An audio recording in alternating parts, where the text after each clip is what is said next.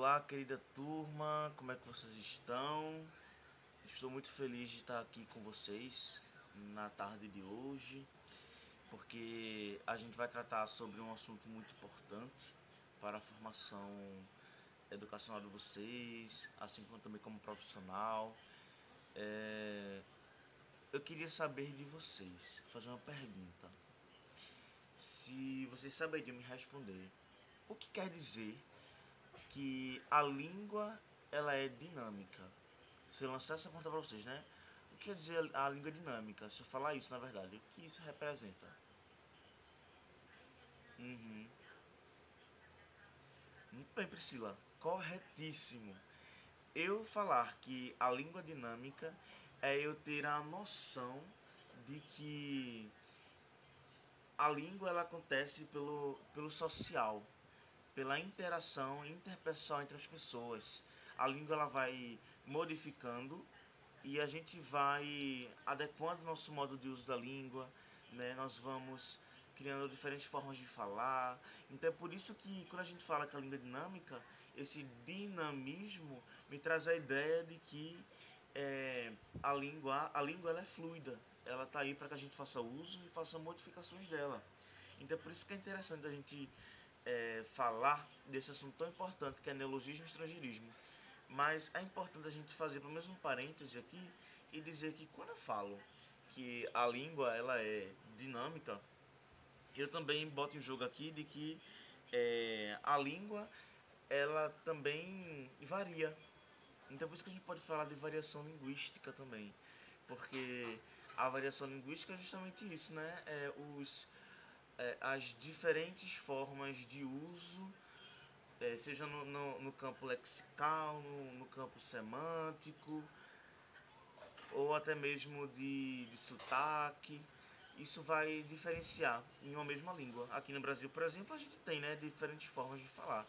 A gente tem a variação diatópica, que é a variação regional, a variação que varia de estado para estado, de bairro para bairro, cidade para cidade.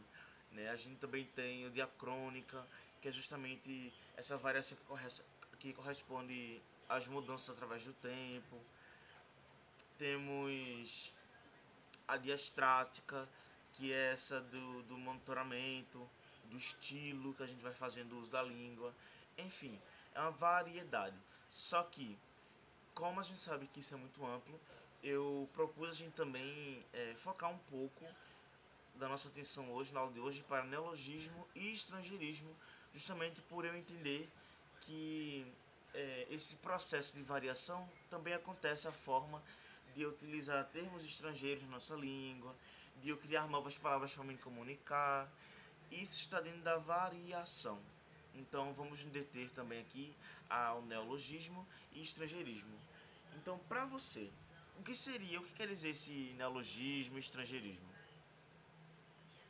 Sim, muito bom. Muito bom, José. Você respondeu corretamente. Neologismo corresponde aos estudos e do surgimento de novas palavras, enquanto que o estrangeirismo eu penso muito nessa ideia de empréstimo linguístico, da utilização de palavras de línguas estrangeiras no meu idioma que eu uso, né, que eu já tenho apropriação, no caso da língua portuguesa. Mas vamos trazer a definição mais clara aqui, né? O neologismo ele é um nome que se dá a uma palavra recém-criada, a uma palavra que já existe que adquire um novo significado. Assim, algumas vezes acabamos criando uma palavra ou dando outro sentido a uma já existente, com o intuito de expressar nossos pensamentos de forma mais eficaz. Então, nisso a gente vê já o dinamismo, né? A gente vai fazendo uso da língua e aí a gente vai criando novas palavras, dando sentidos a palavras já existentes, e aí a gente fala de tipos de neologismo e também maneiras de criar novas palavras.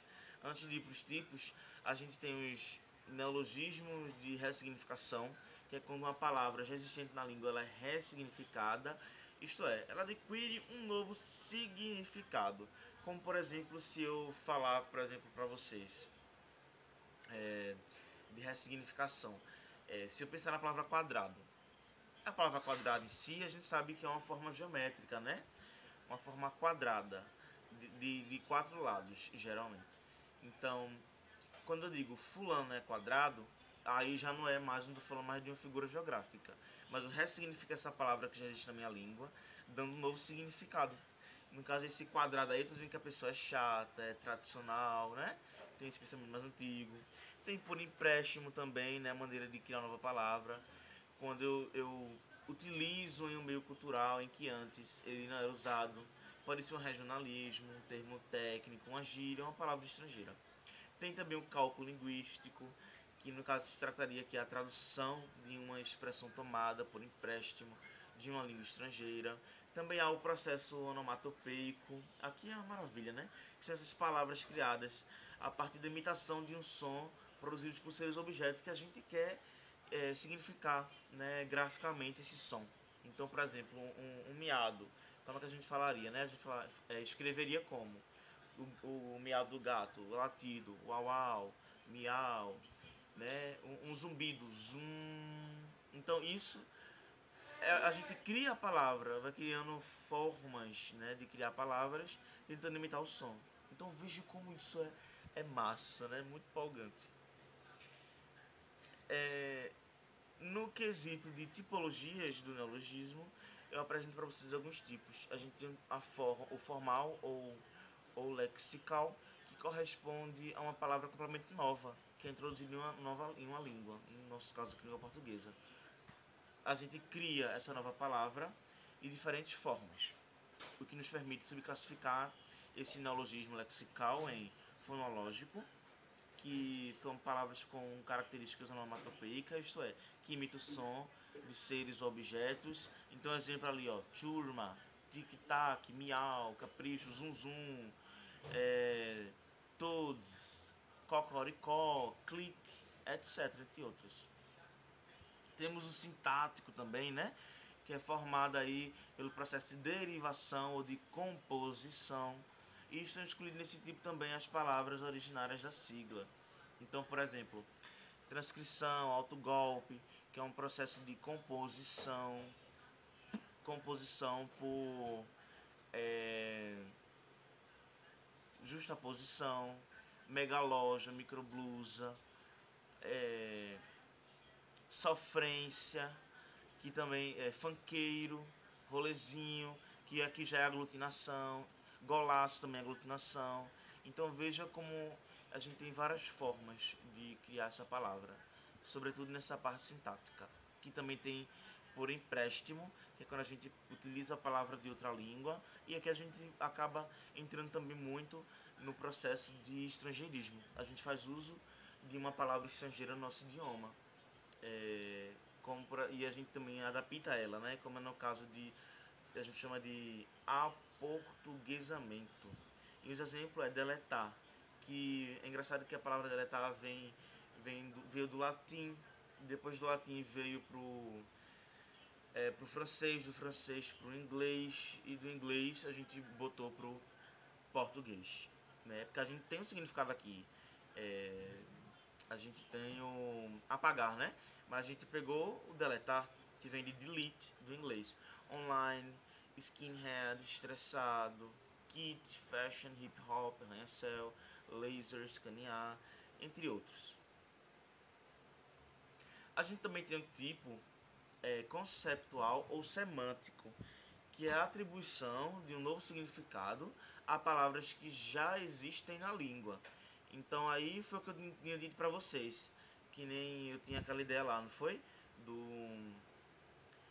Do primeiro neologismo que eu tinha falado, da maneira de criar uma nova palavra, que eu tinha falado da ideia do quadrado.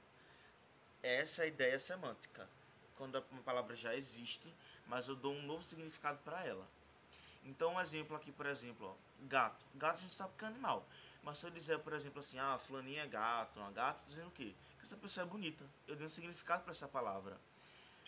Mico. Mico é um animal.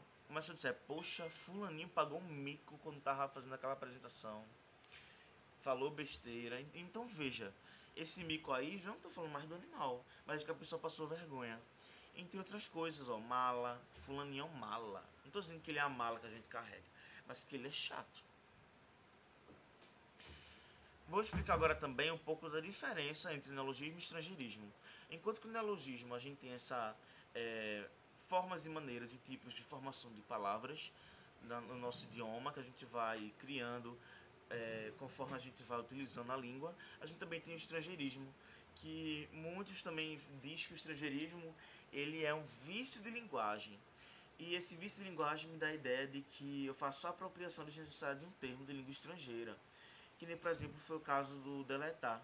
Porque eu vou utilizar a palavra deletar aqui no português se eu já tenho uma palavra que corresponde a esse verbo que é do inglês, delete, que é apagar, e aqui a gente tem um apagar, né?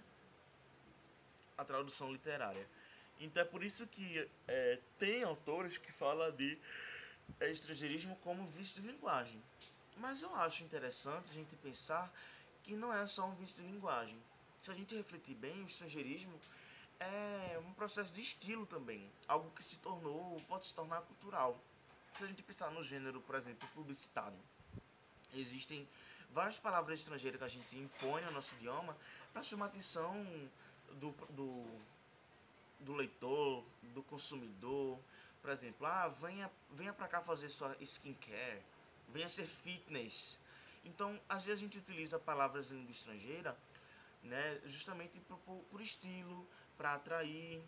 Então, por mais que seja um vício de linguagem, não tem necessidade de a gente utilizar, eu penso que é uma forma que a gente cria de utilizar a língua, né? Então, eu me afastaria um pouco dessa ideia de vício de linguagem, sabe? Eu acho que é um processo linguístico em que, como a gente é ser humano e como a gente ser humano tem essa peculiaridade de interagirmos com outros seres humanos, então a língua ela vai estar em uso e modificação ao longo do tempo, transversalmente no contexto específico que eu estou falando, utilizando no hoje e até no futuro.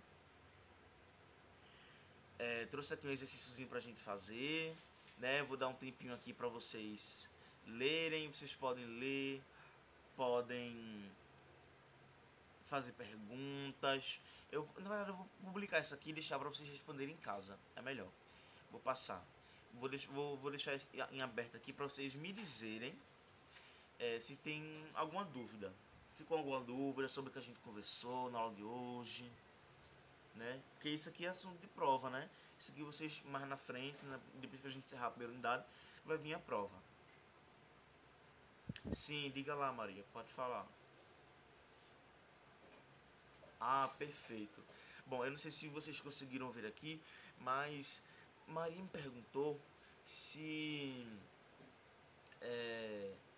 o estrangeirismo ele é uma forma também da gente dizer palavras que não existe na nossa língua. E eu digo que sim. Você está certíssima, Maria. Essa sua dúvida é muito pertinente. Porque o estrangeirismo, para além dessa ideia de vício de linguagem, a gente faz uso de palavras estrangeiras que no nosso idioma não tem um significado para aquilo. Né? Não foi criado um nome para aquele objeto no nosso idioma. Um exemplo disso, por exemplo, é a internet. A internet é uma palavra em inglês que foi criada, né, no século XX e acho que já no finalzinho do século XX. E aí não tem uma tradução literária de internet para a língua portuguesa. O nome desse produto é internet. Então a gente faz uso dessa língua estrangeira no nosso idioma. Então existem várias outras palavras também, ó, croissant, né? Tem tantas outras. É, home office, né, que também surgiu devido à pandemia. Tem tantas. A outlet premium, tem vários. Workshop, tem várias palavras que a gente acaba utilizando que poderia ter um significado, pode não ter, mas que a gente faz uso.